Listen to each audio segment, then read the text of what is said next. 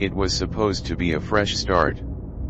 That's what David kept telling himself as he unboxed the brand new smartphone. His old one had finally given up the ghost after years of loyal service, and he'd decided to treat himself to the latest model. Sleek, shiny, and untouched, it was a blank slate, a chance to leave behind the clutter of his old life. Or so he thought. The setup process was straightforward. He transferred his contacts, logged into his accounts, and downloaded his essential apps. Everything seemed normal until he opened the photo gallery. There, staring back at him, were hundreds of photos he didn't recognize. Photos of himself. David froze, his finger hovering over the screen. The first photo was of him sitting at a cafe, a cup of coffee in hand. He didn't remember taking it. The next was a selfie in his old apartment, one he hadn't lived in for years. Then there were photos of him at work, at the park, even in his car.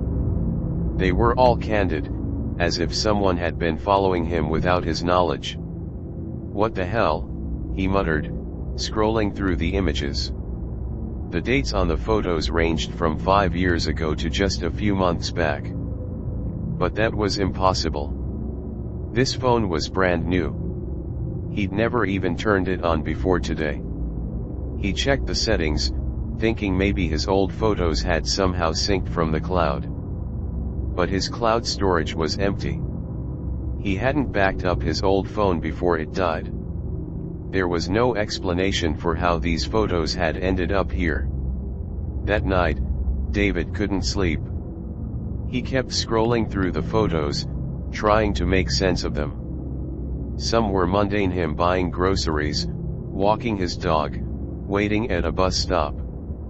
Others were more unsettling. There was one of him sleeping in his bed, taken from the corner of the room. Another showed him standing in front of his bathroom mirror, unaware of the camera. "This has to be a prank," he said aloud, though he couldn't think of anyone who would go to such lengths. He considered calling the police, but what would he say? "Officer, my new phone has creepy photos of me on it." They'd think he was crazy. The next morning, he took the phone to the store where he'd bought it.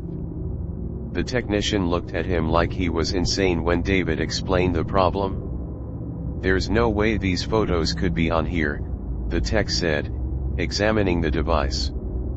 "This phone was just shipped from the factory.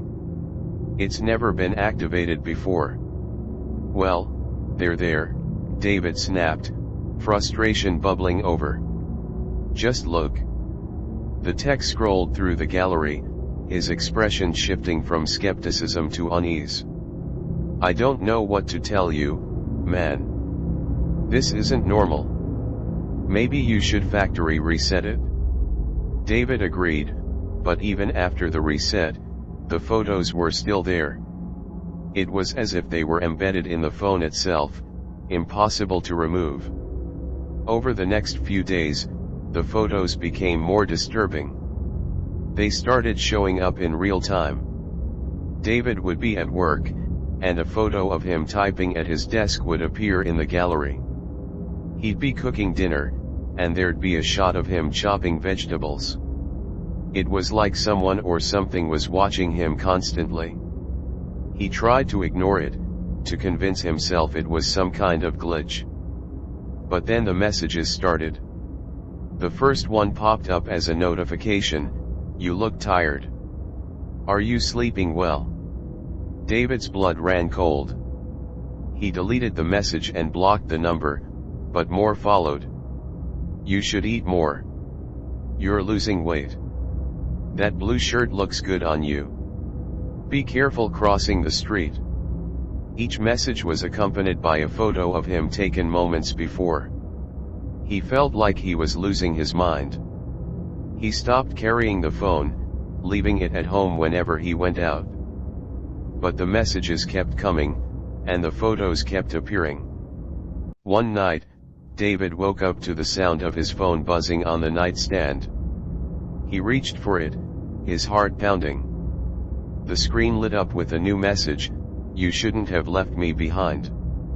Attached was a photo of his old phone, the one he'd thrown away. It was lying in a dumpster, cracked and dirty, but the screen was glowing faintly. David's stomach churned. He threw the new phone across the room, where it hit the wall and shattered. For a moment, there was silence. Then, from the corner of the room, he heard a faint buzzing sound. He turned, his breath catching in his throat. There, on the floor, was his old phone. The screen was cracked, but it was on, glowing faintly in the dark. David stumbled out of bed, backing away until he hit the wall. The old phone buzzed again, and a new message appeared: "I'm back." He didn't wait to see what happened next. He grabbed his keys and ran out of the apartment, not stopping until he was miles away. He spent the night in a cheap motel, trying to convince himself it was all in his head. The next morning, he returned to his apartment, hoping it had all been a nightmare. But as soon as he opened the door, he knew something was wrong. The air was cold, and the lights were off, even though he'd left them on. In the center of the living room, his old phone lay on the floor, the screen glowing faintly. David approached it cautiously, his heart pounding. The screen lit up, and a new message appeared: "You can't escape me." Before he could react, the phone buzzed violently, and the screen went black. Then, slowly, a photo began to load. It was a selfie of David, taken just moments ago, his face pale with fear. He dropped the phone and backed away, but it was too late. The lights flickered, and the room grew colder. From the shadows, a figure emerged, a distorted, glitchy version of himself, its eyes glowing faintly. "You shouldn't have left me behind," it said, its voice a distorted echo of his own. David tried to run, but the figure was faster. It reached out, its hand passing through his chest like a ghost.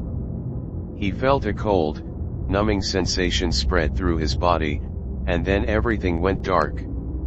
When he woke up, he was lying on the floor of his apartment. The lights were on, and the room was warm. His old phone was gone, but the new one was in his hand. He opened the photo gallery, his hands trembling. The last photo was of him, lying on the floor, unconscious. The timestamp was just a few minutes ago. Below it, a new message appeared: "Now we're together forever." David dropped the phone and screamed, but no sound came out. He tried to move, but his body wouldn't respond. He was trapped, a prisoner in his own mind, as the phone buzzed again and again, each message a reminder of the horror he could never escape. And in the corner of the room, the figure watched, its glowing eyes fixed on him, waiting.